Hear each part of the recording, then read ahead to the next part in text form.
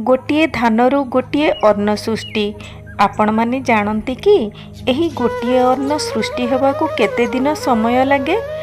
खेत भितरे गोटिए धान सृष्टि हेबाकू 120 दिन समय लगे।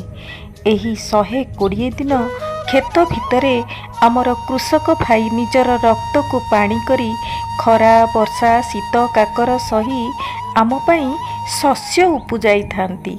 एतद व्यतीत तांकर समय तांकर परिश्रम रे तांकर प्रत्येकटी झाल बिंदु विनिमय रे आमे तांकर परिश्रमर मूल्य केबे देई परिबा नाही।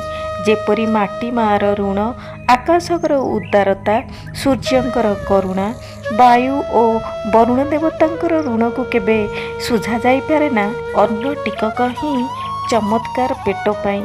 सेही अन्न केते आवश्यक समस्ते जानिचे, मात्र आमे सेही अन्न को जेतेबेले कृषक भाईक ठारू किणुछे सेबे तांको असम्मान करिबा नाही।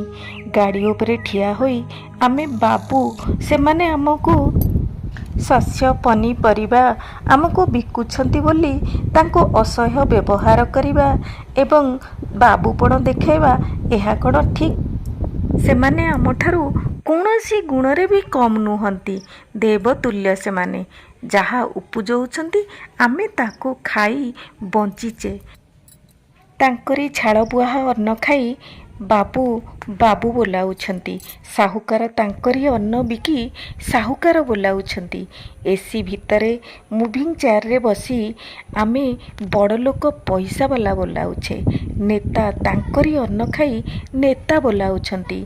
आउ रोगी भोगी समस्ते सेई अन्न खाई संसार रे बंची रहिछंती। आउ सरकार तांकरी अन्न नेई दाता पुनिया सरकार बोलाउछंती। कहिल देखी ब्रह्मा संसारर सृष्टिकर्ता, तेणु से होचंती देवता। कुहा जाए अन्न ही ब्रह्म। सेई अन्न ब्रह्म को जेउ कृषक तांकर क्षेत्र केते कषण सही सृष्टि करुछंती से कण परम ब्रह्मक ठारू कम अछंती। सेही सृष्टिकर्ता को मोर बारंबार प्रणाम, बारंबार प्रणाम।